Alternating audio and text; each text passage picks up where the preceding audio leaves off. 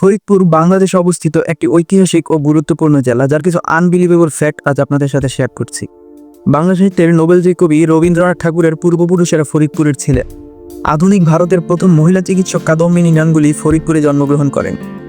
বাংলাদেশের প্রথম প্রধানমন্ত্রী তাজউদ্দিন আহমদ এবং প্রখ্যাত রাজনীতিবিদ শেখ হাসিনা ও শেখ মুজিবুর রহমানের পূর্বপুরুষেরাও এই ফরিদপুরেরই ছিলেন।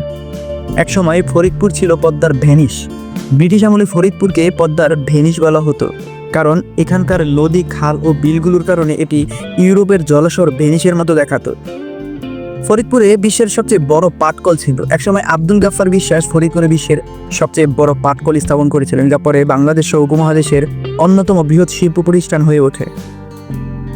ফরিদপুরের চরভদ্রাসনে একদল প্রত্নতাত্ত্বিক প্রায় 20,000 বছর পুরনো মানুষের অস্তিত্বের চিহ্ন খুঁজে পেয়েছে, যা বাংলাদেশের ইতিহাসে এক অনন্য ঘটনা।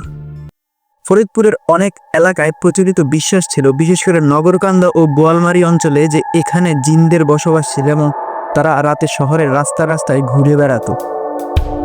জমিদার আমলে ফরিদপুরের অনেক রাজপ্রাসাদ এবং জমিদার বাড়ি স্বর্ণ ও রৌপ্যের অলঙ্করণ দিয়ে সাজানো হতো, যা আজ প্রায় বিলীন।